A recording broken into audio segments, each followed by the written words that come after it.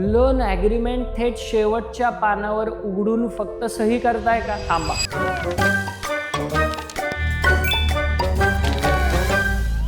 Loan agreement वाचायला होणारा 5 मिनिटांचा कंटाळा तुम्हाला पुढचे 20 वर्ष नको असलेल्या अटींच्या ओझ्याखाली दाबून ठेवू शकतो. लोन सँक्शन झालं की समोर 20 ते 30 पानांचा मोठा ॲग्रीमेंट येतं. छोटा फॉन्ट, न समजणारी कायदेशीर भाषा आणि समोर बसलेल्या एजंटची सततची घाई. आपण विचार करतो एवढं सगळं कोण वाचत बसणार आणि थेट शेवटच्या पानावर सही करून मोकळे होतो.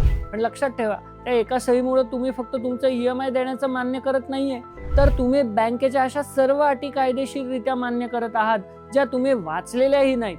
जेव्हा आपल्यासमोर खूप जास्त आणि किचकट माहिती येते तेव्हा आपला मेंदू थकतो आणि विचार न करता कमी श्रमाचा सोपा मार्ग निवडतो. मानसशास्त्रात त्याला कॉग्निटिव्ह ईज म्हणतात. पण त्या क्षणी वाचण्याचा कंटाळा करून घेतलेला हा सोपा निर्णय भविष्यात तुम्हाला लाखो रुपयांना पडू शकतो. म्हणूनच इथून पुढे एजंट कितीही घाई करत असला तरी लगेच सही करू नका. सर्वप्रथम की फॅक्ट स्टेटमेंट जे KFS मागा. हा तुमच्या लोनचा सोप्या भाषेतील सारांश असतो. त्यानंतर ॲग्रीमेंटमध्ये हे 4 अत्यंत महत्त्वाचे मुद्दे स्वतःच्या डोळ्याने तपासा. पहिला, पेनल चार्जेस. उद्या चुकून हप्ता उशिरा भरला तर बँक नेमका किती दंड लावणार आहे. दुसरा, इंटरेस्ट रिसेट क्लॉज.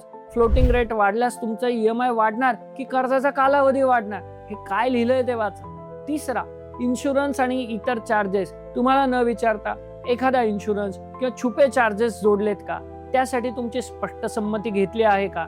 आणि चौथा, डिफॉल्ट आणि रिकव्हरी क्लॉज. दुर्दैवानं तुमचे हप्ते थकले, बँक थेट कोणती कारवाई करू शकते आणि तुम्हाला तुमची बाजू मांडण्यासाठी कायदेशीररित्या किती वेळ मिळेल. जर यातलं काहीच समजलं नाही तर बँक अधिकाऱ्यांकडून त्याचं स्पष्टीकरण मागा. आणि सर्वात महत्त्वाचं म्हणजे सही केलेल्या ॲग्रीमेंटची आणि त्याला जोडलेल्या सर्व कागदपत्रांची एक प्रत स्वतःकडे हक्कानं मागून घ्या. लोन ॲग्रीमेंट तपासताना काय काय गोष्टी पाहाव्यात याची चेकलिस्ट सोबत जोडलेली आहे. तुम्ही कमेंटमध्ये चेकलिस्ट लिहा, ती तुम्हाला मी DM करतो. कर्जमुक्तीच्या या प्रवासाला तुम्हाला खूप खूप शुभेच्छा.